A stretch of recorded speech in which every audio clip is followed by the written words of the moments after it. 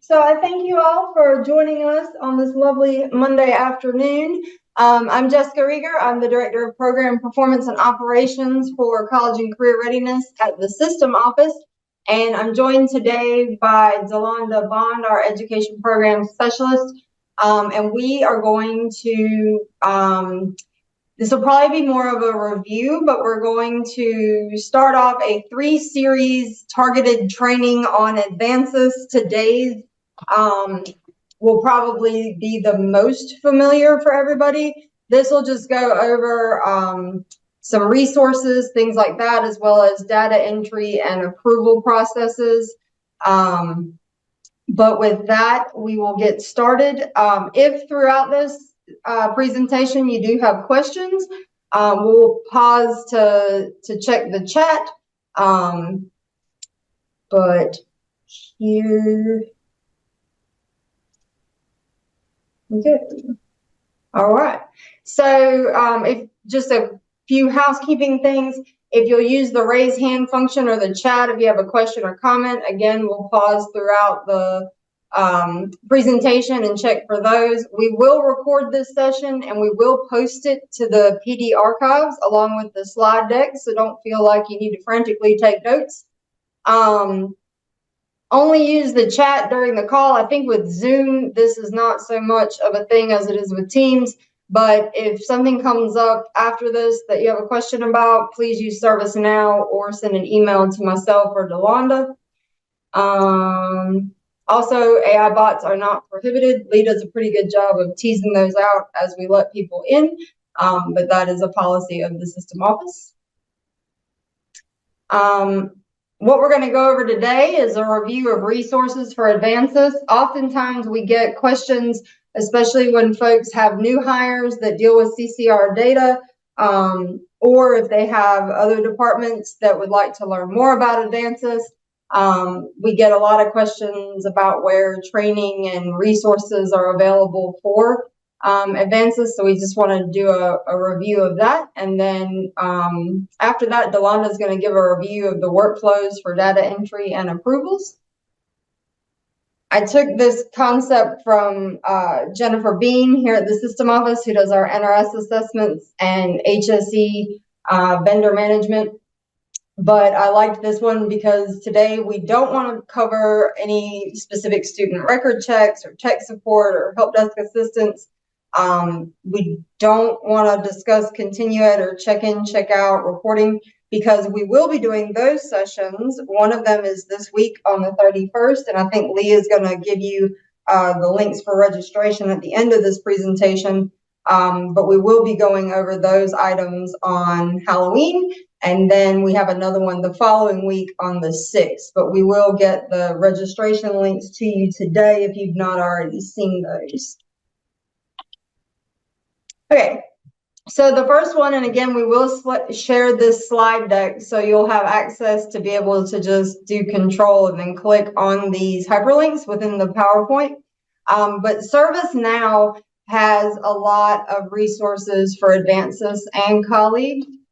To get there, you'll follow the link on the previous slide, but then it'll look like this when you get in. And you want to go to the knowledge base, which is circled on that left-hand slide. And then from there, you can do all kinds of different searches. You can do a broad search such as just ADVANSYS, or as you start to type in ADVANSYS, it'll start to prompt you with additional search cues, such as if you're looking for the integration error document, that's our ADVANSYS colleague integration errors and resolutions. We also have other information on integration in there, but then we also have a lot of the trainings, recordings.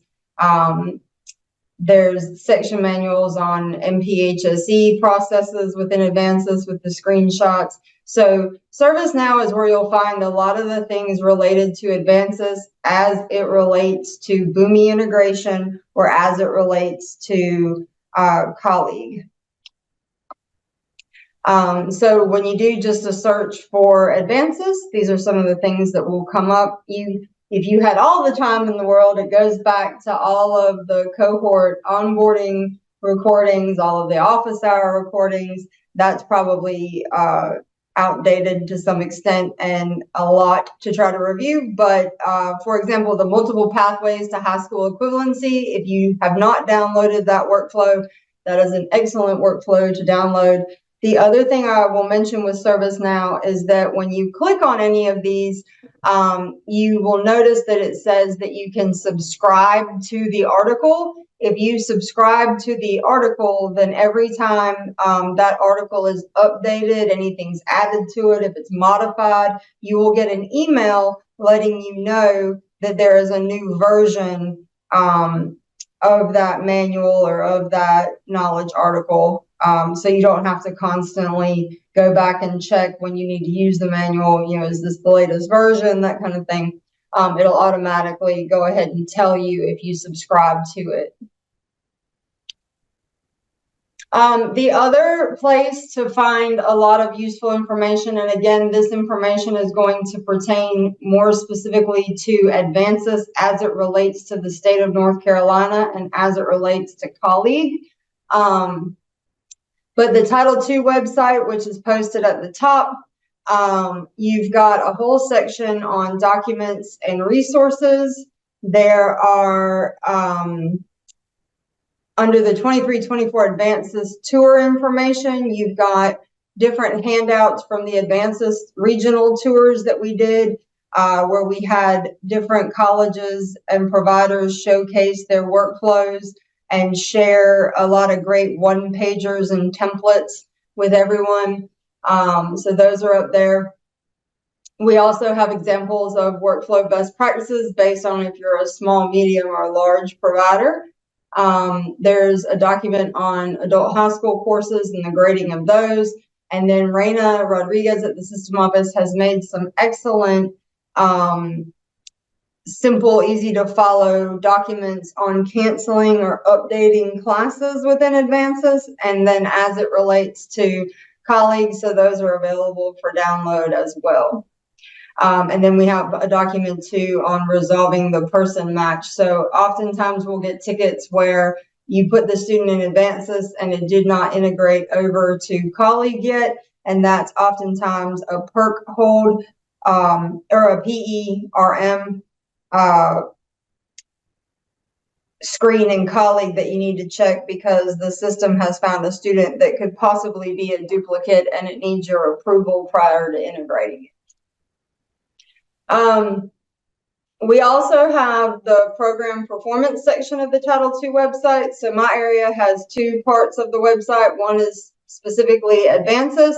The other is called Program Performance. A link to that direct part of the site is at the top of this slide as well. This is where we talk about the state performance measures and what they are for the current program year. This is also where we have our trainings on things related to Power BI, MSG calculation in North Carolina, how MSGs relate to your state and federal performance funding, that kind of thing. So all that is available on that page. And then within the Title II website, there's also the PD archives. Again, we've got two sections. You can use the tags and you can kind of read through them as you open up that drop-down menu, which is helpful. There is one on ADVANSYS. These are listed in most recent to latest order, but this will provide you with all kinds of very targeted training. So if you had just hired someone that's going to do your registration rosters, for example, we have a registration roster specific training. We have an MSG validation training up there. So today's session will also be up there. And when we do the continue ed and the check-in, check-out sessions, we'll also record and post those to the PD archive site as well. But this makes it more manageable when training new hires or if you want to cross-train staff, and breaks it up into more easier to digest chunks of information. And then the last place to look for ADVANSYS support is in the ADVANSYS support tab within production itself. So once you log into ADVANSYS, on the left-hand side of the ribbons, you'll see one that's titled support. And if you click on downloads, it will take you to all kinds of things that you can download and review. Every time there's a big release on the system, we do put the release notes there. But there's also very task-specific job aids. For example, like importing TABE tests, or how do you set an entering EFL for an adult high school student, or how do you use a provisional EFL. We also have the most recent full-blown ADVANSYS user manual. If you had absolutely nothing to do on a weekend and wanted a good 300 and some page read with step-by-step screenshots. But again, that's very overwhelming. So we do try to break down across all three areas, more targeted, task-specific information. So with that, that's kind of a quick overview. Hopefully that's a review for everybody, but just because we do oftentimes get questions about training, or where do I find, or how do you do kind of tickets, that's what kind of sparked this piece of the presentation. But we'll pause here and see if anybody has any questions in the chat, or if you want to unmute and ask a question, whichever is easier.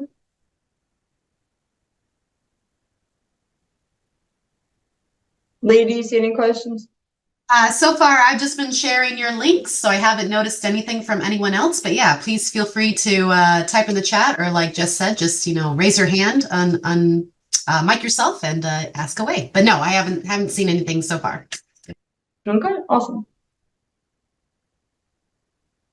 All right. Well, from here, I'm going to turn it over to Ms. Dalanda Bond, and Dalanda, just let me know when you'd like me to move the slide. Okay, thank you, Jessica. Good afternoon again, everyone. I am Dalanda Bond. I'm the Education Program Specialist in Data and Performance. And this next section of the session will deal with the data entry and approval. And this part of the session was generated or came about as a result of some questions providers had regarding data entry and approval, and specifically the timeline that the state gives for data entry and approval. So in crafting this section, there are three questions that we wanted to address, and that is the very general question of why must data be entered and approved? What data must be entered and approved? And how can data be entered and approved in a timely fashion? Okay, next slide, Jessica. So beginning with the why, and beyond just the general need to enter data so that we can track programs, so that we know how programs are doing, how the providers locally know how their students are doing. The data provides a picture of the local programs, but for us on the state level, we also have to project that picture to the feds. So data has to be entered. That's the only way that we can kind of show what's going on in Title II. We would love to be able to do qualitative data and write wonderful, wonderful stories about what's going on, because wonderful things are going on, but the feds want the quantitative data. And so we have to collect that, and also collect it in a way that is demonstrated as being credible, as valid, and reliable. So our providers are required to submit data electronically using ADVANSYS, that is our data management system, which everyone knows. And again, a lot of this probably will just be review for you, but we thought it was worthwhile to reiterate some of these things. Data for us must be entered within 1 week of generation and approved within 1 week of entry. And that comes from our CCR assessment manual. This is something that we focus on, making sure that that data is entered within 1 week of it being generated. And I paraphrase what is actually written in the CCR assessment manual, but you can go check that manual on page 5 if you haven't already done so. Next page, Jessica. So we get that information, or we get our guidance from the National Reporting System, or NRS. And you probably have some knowledge of NRS because NRS is responsible for approving the assessments that Title II programs can use for pre and post testing and determining entering EFLs. NRS gives us a lot of guidance regarding data collection. It is from this accountability system that it is determined what questions we ask on the LEIS forms and how that information can be collected. But beyond that, the NRS also talks about how frequently data should be entered. And coming from their policy manual, it says data should be entered as frequently as possible. And the example that's given is attendance, for example, should be entered daily or weekly. And the thinking with that is that the longer that you hold off on entering the data and reviewing the data, the higher degree of possibility for missing and possible false data. Okay, next slide. Again, coming from the NRS Technical Assistance Manual, and this is accessible, it's publicly available at nrsweb.org. And I'll quickly put that in the chat for everyone. If you haven't gone to that website, there's a lot of information, training, on-demand trainings. It lets you know when the face-to-face trainings will happen regionally. So at that site is also the technical assistance manual that I've cited here. And in that manual, it says the program's data collection procedures should include regular data reviews by staff soon after data entry. And regular data reviews allow staff to identify errors, missing data, and other data that just plain don't make any sense. So that's why we want you to review your data, but it's also required. It's just good practice. Our approvals process gives you the opportunity to review your data. And since we're now in advances, colleague didn't have this component, and neither did LACES, but since we're now in advances requires the approval. And that approval process allows for programs to review data once it's been entered. And so those things are connected, and it has to be a regular process and on a set timeline. Okay, next slide. So our next question deals with what should be approved, and this should just be a review for all of our providers. This is also found in the CCR assessment manual. Student registrations. The student registrations are NRS registrations. Those must be approved, and accompanying those NRS registrations is that demographic data that you're entering in advances and that information that you're pulling from the LEIS form. Additionally, student demographic profiles, if you have a profile change, that needs to be approved. Student test scores, student attendance, and student outcomes. And so these are all things that have to be approved. All the data that you enter doesn't necessarily have to be approved in advances, but these are the things that are identified as having a need for approval. That means these things need to be reviewed. Those NRS registrations are required for all of our Title II students. If they don't have an NRS registration, they're not really counting for anything. So in addition to those registrations being entered, they must be approved. And so forth. We know that with our student test scores, because a lot of you, of course, are still we do the pre and post testing to get your gains. Those assessments are not going to show up for anything if they're not approved. Student attendance, which we'll talk a little bit more about because I did get some examples from the field about workflows associated with entering and approving student attendance, is also very important, and student outcomes. So all of these things, in addition to being entered in a timely manner, must be approved. Okay, next slide.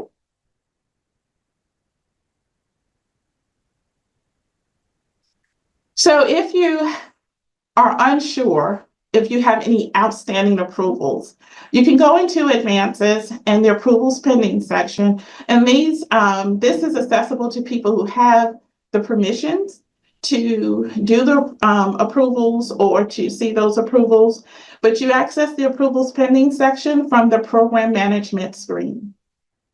And that's the first side, the left side for me, that the approvals pending. And once you click on that, it should reveal the outstanding approvals if you have any. And that's where you would start with the approval process. Now, this is one that I pulled from the state level. I don't know if you all see state goals, but the others, NRS registration, profile changes, test scores, class hours, and outcomes. And in parentheses, it will show if you have any that are pending. And it's from here, from this screen, that you could do those approvals. If something is inaccurate, you can decline those approvals. You don't have to approve it and it will take it out.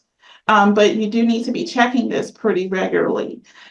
Recently, the compliance team sent out an email notifying providers that there will be a system office level desktop monitoring type thing of the approvals, making sure that our programs aren't getting far behind with their approvals. Again, it not only affects the local programs if you get behind, but it affects the way that it looks like we're collecting our data on the state level. Again, if you're not putting your data in regular intervals and there's that lag of time, there's a possibility that something that needed to be reported is not being reported. And certainly you shouldn't be waiting to the end of the semester or the end of a term to put all of the data in. Octave, and it's also talked about in the NRS manual, wants to see even the reportable students, even the ones that are not participants, that type of data still counts and helps to build the picture of our state and your program. So even in cases where you think holding on to that data just to see what the student may do is not within compliance. So make sure that you're entering that data and you're approving it. Okay. Next slide. So the next question, and I'm going through this pretty quickly, but we'll have time for questions at the end. How can data be entered and approved in a timely fashion? Because that was when the compliance related email went out, there were a lot of questions about how do we get this done on the timeline that was defined by the state. And again, that timeline of entering your data within 1 week of it being generated and then it being approved within 1 week of the data being entered comes to us from Octave. And as far as the best practices are concerned, with making sure that data entry, review, and approval follow a regular prescribed schedule with clear deadlines. And we've talked about workflows before. I know there were regional trainings on workflows last year that Jessica did, but developing workflows to address your data collection, data entry, and approvals is one of the sure ways of ensuring that your data is being entered and approved in a timely fashion. For if you've been monitored this program year or previous program year, part of the evidence that we ask for is documentation of your workflows so that we can see what your procedures are. And specifically, when I'm looking at the monitoring evidence, I'm looking at those workflows that are associated with data entry, data collection, data entry, and data approvals. And certainly everyone isn't going to have the same approaches. We'll see with the examples that will be viewed in the following slides. But you do need to have something documented. This is what our workflow looks like. And certainly, if you have to update or amend that workflow, that's perfectly fine. Part of the monitoring questions that programs get is, if you have to update your workflow, what is that process? And it's perfectly fine if you have to amend those workflows, because we want you using processes that actually work for your college or for your CBO. All right, so we're going to take a look at a few samples. This first sample, we can go to the next slide, Jess, is from a CBO serving 110 to 120 students. I wanted particularly to include this CBO, Thank You Durham Literacy, because they're a CBO and they have students and they are supporting students in a lot of different programs. They use 2 data systems. They use ADVANSYS for Title II reporting, and they also use Salesforce. And I wanted to provide an example because there may be other CBOs. I think there are other CBOs that are also using 2 systems for various reasons. But in this example, the program coordinators are the ones entering the student attendance weekly in ADVANSYS. Those coordinators review the ADVANSYS data against the Salesforce attendance data in side-by-side windows. Any mistakes they see in ADVANSYS are declined. And again, as I mentioned earlier, you decline those mistakes. So it's taken out of the pending approval section. And then the administrator approves all accurate attendance data. So when we're looking at these workflows, and their workflow is a lot lengthier than this because Durham Literacy does workflows that begins with data collection and goes all the way to data reporting. But I just pulled out this snippet that dealt specifically with attendance. But when we're looking at these workflows, we're also making sure that a different person or position is entering the data than who is approving it, because that's also very important. Okay, next example, Jessica. So this one is coming from a college that serves 120 to 150 students. For this example, the instructors are the ones keying in student hours in ADVANSYS. They have an administrative assistant, and their administrator both have program admin rights to approve data. So they are responsible for reviewing the attendance data, and they are the ones who approve the data. So here we see instructors who key in the attendance hours, which we see quite a bit of across the state, and some other person, admin, data specialist, or the program administrator reviews that data and then approves it. And so that meets the qualifications that Octave puts in place of data review. We don't expect that any programs are just blanketly approving data, but just in case anyone thought it was okay to do that, it's not. You do need to review the data and make sure that it's accurate before approvals. And we do understand that still something may slip past. And again, I condensed a lot of these workflows because they are lengthy. They're very, they explain each step in more detail. But for all of the workflows that I mentioned today, they do have a component in there if there's a discrepancy, how that's handled. Even though it may not show up on the slide, it is in the notes, presenter notes that I have. Okay, let's see a slightly larger college. And that is this one served 850 students. And similarly, instructors enter attendance and ADVANSYS daily, and that was the thing that the program administrator made sure she pointed out. It is the responsibility of those instructors to enter the attendance and ADVANSYS daily. The instructors also submit their sign-in, sign-out sheets to the LEIS data specialist, and the LEIS data specialist reviews and approves the data.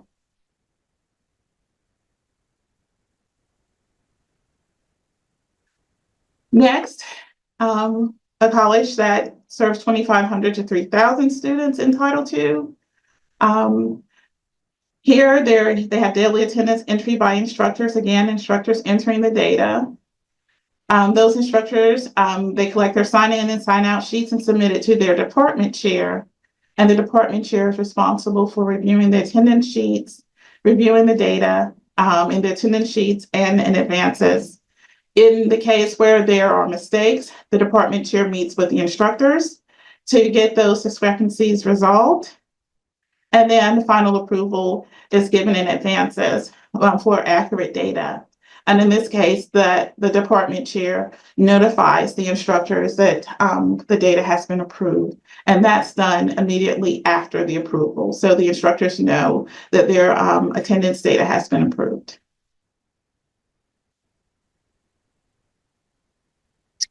Okay, and final, one of our largest providers was more than 7,800 Title II students.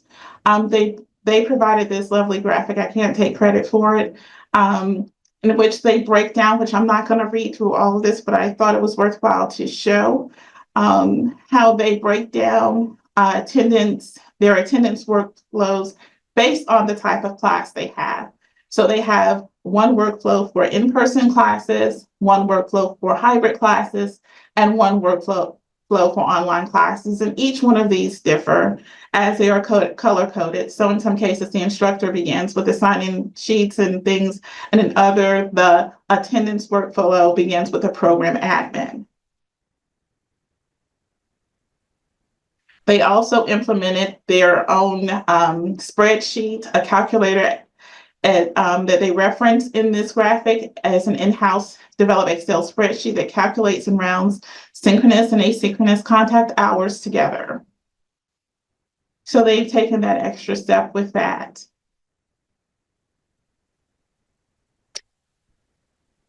All right, thank you. And this is Central Piedmont Community College. I think I forgot to mention the previous one before that was Fayetteville Tech, and before that, Sampson Community College. I think I mentioned all the others. So these are just some examples of workflows. And again, yours may be completely different, but this helps to ensure that you have a procedure in place so that you can get your data entered with clearly defined roles, who's doing what, and also getting that data approved using the timeline that the system office put forth in the CCR assessment manual. Okay, so that's the last example, and now we can open it up to for questions.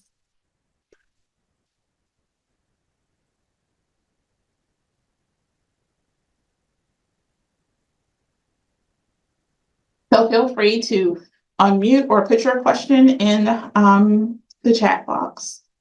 Lee, are there any questions in the chat box? I've been monitoring, and so far just Dr. Kara, I'm sorry if I'm mispronouncing your name, thanks you for the information. But yeah, I haven't seen any other questions, but feel free to enter them if you have any. Oh, here we go. Nicole's got one. Do you see it, Dalanda, or would you like me to read it out loud? Okay, I've opened up the chat. You can read it out loud for everyone, Okay. but I've opened up the chat. Nicole is asking, when entering outcomes, for example, IET completion, how soon after approving the outcome will it appear on the T4? That I'm not sure of. Jessica, do you know how soon it takes for those IET outcomes to appear on table 4?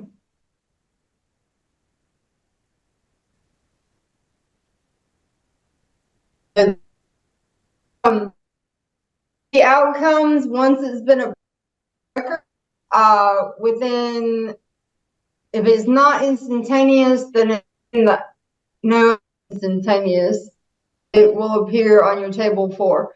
The one thing I will say about outcomes, I saw one this morning. When you go to enter MSG 3 through 5 on a student's record, please be sure to select the one that says, it'll tell you IET, and then in parentheses it says MSG 3, and then the next one says MSG 4 in parentheses, and then the other one says MSG 5 in parentheses. At the very bottom of that list, there's one that says credential attainment. Do not use that one. That one was put in for another state's use, but that one is not the one that North Carolina is allowing for 3, 4, and 5.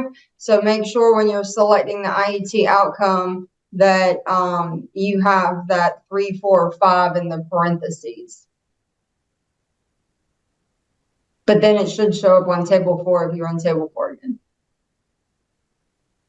Okay, thank you for that, Jess. And then Lunda is asking, is there any consideration if we have to wait for a time in or time out report for a platform like Apex? Alonda, is that are you referencing like as far as the compliance aspect of it? Yes, I just know that, and actually we may have been more strict on our timeline than maybe we had to be. But for example, if it's last week's time in, time out report, we don't get it until maybe the middle of the next week. And then if there's a mistake, then, you know, I'm assuming that you would prefer we correct the mistake before it's approved. And it sometimes I feel like we're right on the edge of that 2-week timeline. But after hearing you describe it, Dalanda, we may not be counting that 2 weeks correctly, to be honest. Mm-hmm. Yeah, so if you're gathering that information in a weekly report, you basically have a week to get it entered from the time that you receive that report. And then once you've entered it, you have another 7 days from the time it was entered to then correct or approve or decline it.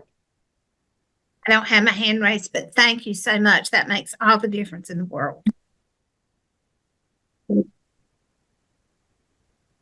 Next we've got from, chat's starting flowing now. Good. From Hannah asking for, I guess, confirmation clarification from an email that Brandy sent 9/27. On 9/27, System Office was checking for pending approvals older than 2 weeks. Does this mean 2 weeks from the date of entry or something else?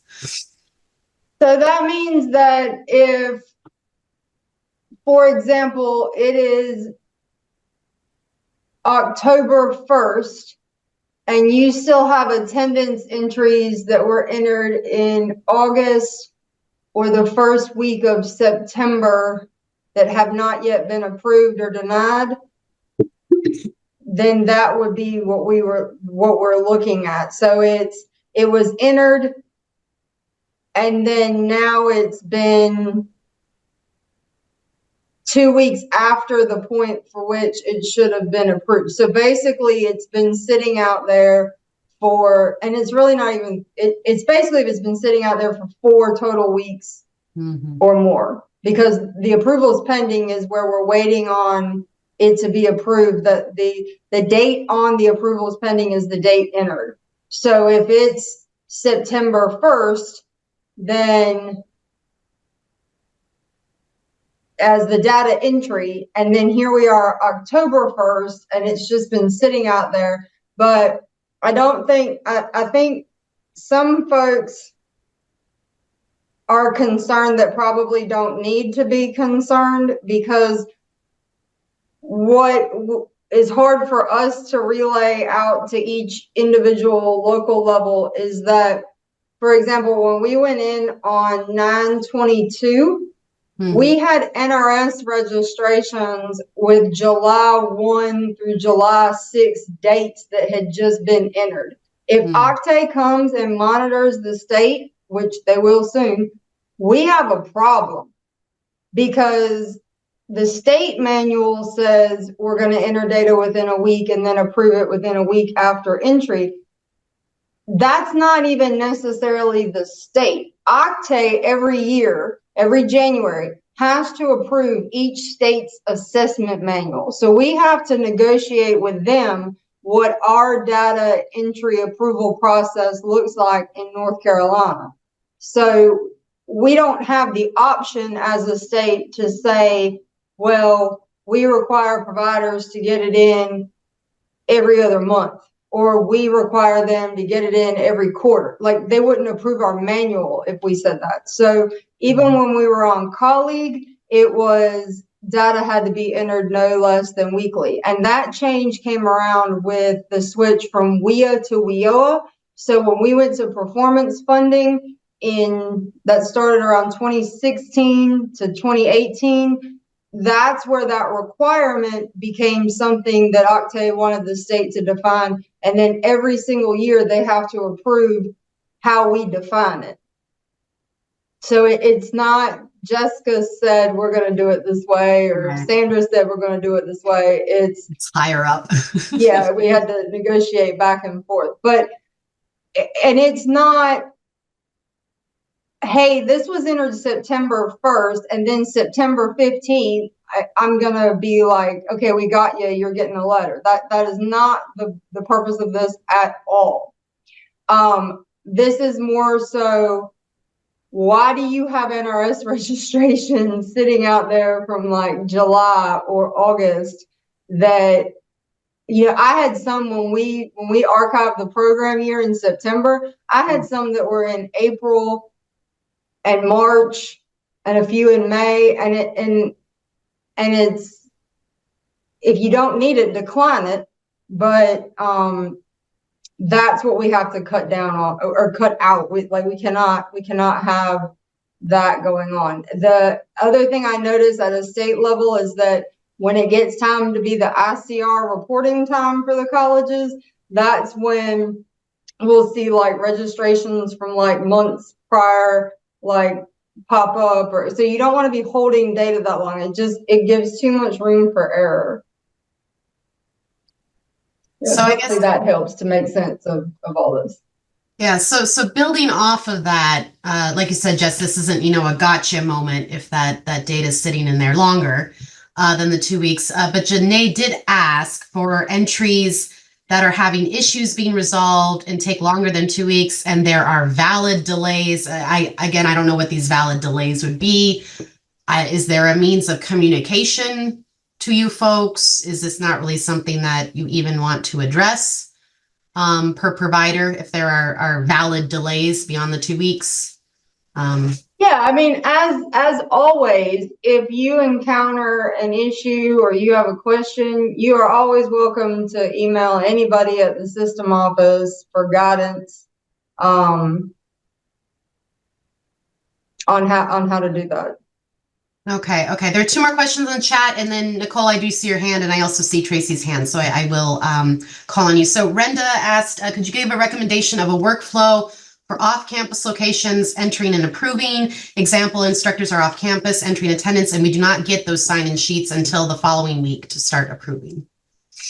So again, that still falls into, you have a week to approve it from the time it was entered. If I enter attendance today, Monday, then it doesn't have to be approved till the following Monday. Or if you're collecting attendance weekly, so the student goes Monday to Friday, and then you're pulling like a weekly time report and you put it in on a Saturday, then you have the following Saturday to get that approved for the week. So, and again, it's more about things that have been sitting there for way more than 2, 3, 4 weeks. Okay. Courtney's question, is there any plan for the MSG 1Ds to populate anywhere in ADVANSYS? It looks like they can only see those MSGs when they run a report. Right now, they're only in Power BI, but yes, in November, there's a big release. There's a big release coming to ADVANSYS that should clear out a lot of pending tickets that the state has with them. When that happens, I will let you know. But there will also be space for you to record MSG 1D as its data match from Power BI. But then also with this release, ADVANSYS itself is going to start data matching with Diploma Sender. So if you have been manually entering HiSET at that time, once we match with Diploma Sender, then you won't have to do those. It'll be just like the GED tests that the completion just pushes straight into the records. Okay. Nicole, I saw your hand. It looks like you put it back down. Would you like to ask your question, or maybe we've addressed it? Yeah, I'll go ahead and mention it. Thank you. Yeah. I think it's fine. I just want to say it that we have a process for new incoming students to complete pre-testing prior to attending an orientation. Even though we have orientation every other week, so it's very frequent, there have been instances where students come and take that pre-test, then are not able to come to orientation for 3-4 weeks.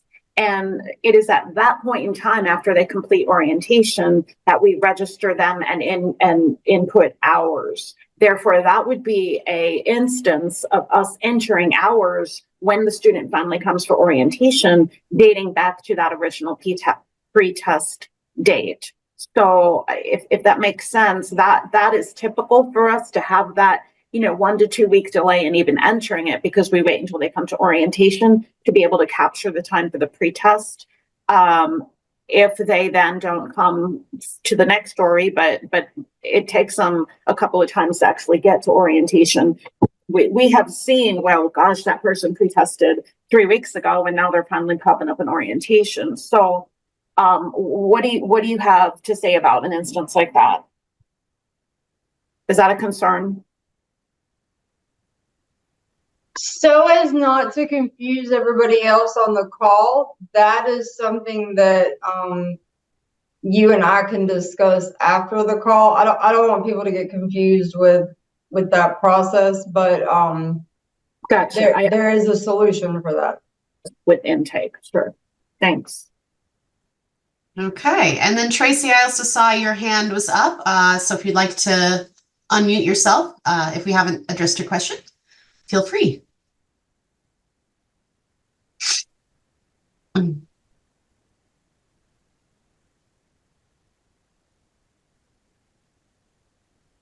Okay, looks like no. Janae did type in the chat, I guess, like more information to clarify the delay of the 2 weeks of approval. So I don't know if you want to address that, Jess, or it's just further information to explain. No, that wasn't in clarification of that. Oh, sorry. Okay. Of a different type of thing that we have going on here as far as our registrations are concerned, because we pre-populate that information via our online application. The clarification earlier was more along the lines of attendance issues as far as instructors entering, going back and verifying that information on sign-in sheets and things of that nature. So this one is kind of similar to what Nicole was saying, the way that we do our registration process. Okay, so maybe that'd be a... So are you not collecting all of the information on the LEIS form at registration with the online application? From the online application, but the student does not come in for the enrollment session until later.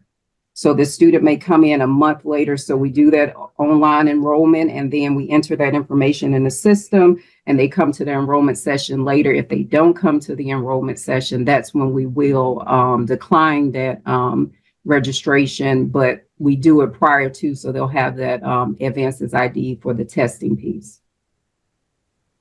So as that process would align with Octave, if you're collecting the information on the student, regardless of if they return or not, that's a reportable.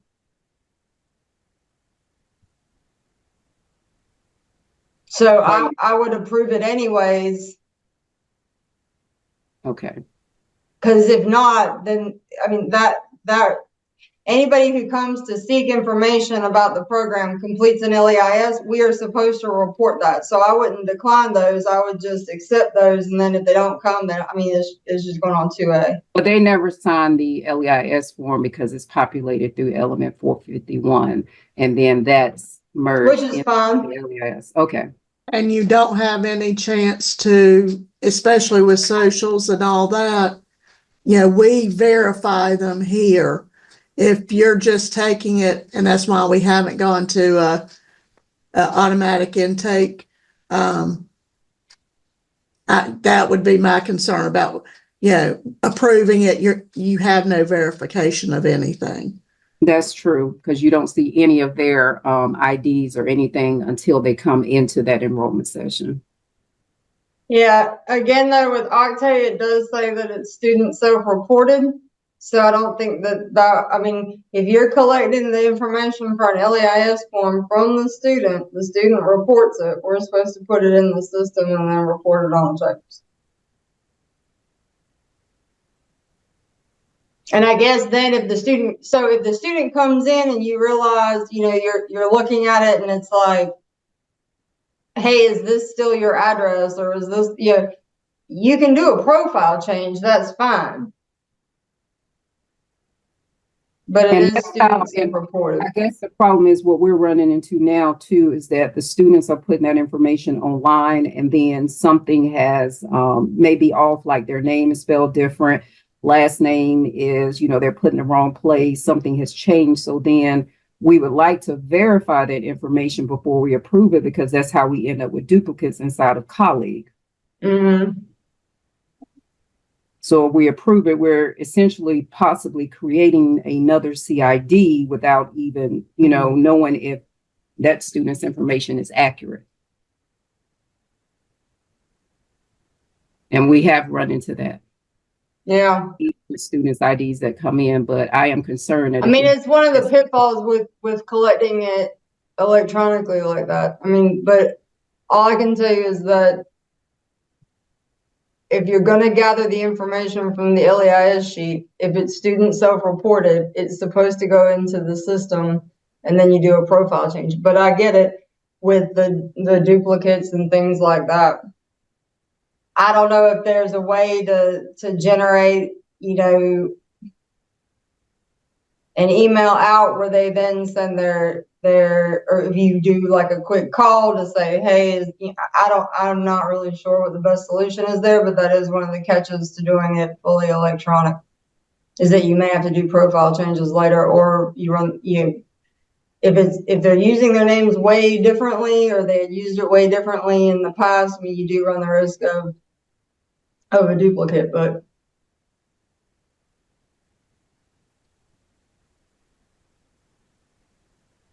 So yeah, there's a few, I guess, comments connected to this whole topic in the chat. So again, Jess, if you want to address any of them, but you're obviously addressing in general this topic. Tracy did ask, if a class meets daily, then they still should put in their attendance daily and not wait until the end of the week or the next week. Correct. Yes. Okay. Okay. Similar situation where students take pre-tests. Okay, so Rachel asked, we have a similar situation to Nicole, where sometimes students take pre-tests, but they are not added to ADVANSYS until they enroll in a class, which may be up to a month later. The reason we wait is that there's always several students who take the pre-test, but end up not enrolling in the program. Again, this is not in accordance with Octave. So if someone comes and inquires about your program, you are required, and you then collect the LAIS data on the student, you are then required to put it into the state's managed information system and report it. Until a student has 12 or more hours and an initial placement test, you're not held responsible for students unless they're participants. So if the student comes, fills out the LAIS form, they take an NRS assessment, you need to put all of that into the computer system. And then if they never come back again, that's fine. They're reportable on table 2A. But if a student comes, so anything that happens with a student, so if a student comes and takes an NRS assessment even, you should go ahead and put, and you've built, if you're a college and you've built a class section, then go ahead and put the time in on a testing section. And I already know I already know the reasons why you would not want to do it that way. It's a lot of paperwork. I get it. But now you're running into an issue with state compliance, which is why I don't want to talk about that on this call. But because that's not the point of this call today. But as a general statement, though, if you collect the information on an LAIS form, it is student reported. So, for example, if a student says that I'm aging out of foster care, it is not up to us as the providers to try and verify if that's true or not. I mean, everything on an LAIS form is student self-reported. If you collect that information, you do need to put it into the system, and then you approve it based on, does it match what the student reported on the form? The approval piece is not to necessarily verify all the pieces. Again, I was at providers for 16 years. I get the frustration of the duplicates. It's like, there's always like I love the ability to do things electronically, but then I also can fully understand the frustration with duplicates. And I would catch duplicates at Wake Tech, for example, and it was such a headache. But it's just one of those things that you try to minimize, but we're never going to get to a point where it's a perfect solution, unfortunately. And then if a student takes an NRS assessment at your institution, you are required to report that in the system. That is a vendor requirement as well as an Octave requirement. And the vendor piece comes from, you don't want someone to come take a test at college A, then turn around 2 weeks later, take a same test at college B. Now you're messing with the testing validity and all those pieces. So that's kind of where that comes into play. There's let's see. What if a student tests out of range and decides not to attend? Still enter the LAIS form and enter attendance. If the student tests out of range, but it's a score that can be entered into the system, then record the LAIS, record the test. If you're collecting an attendance on that NRS testing, then enter the attendance. Again, if they don't get 12 or more hours, you're not responsible for them making an MSG for the program year. They're just going to go on table 2A.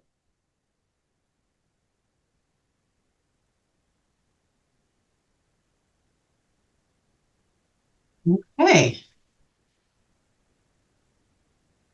Any final questions? Thank you, Jess, even though this targeted training was not about the LAIS form and entry for that. Thank you for answering those questions.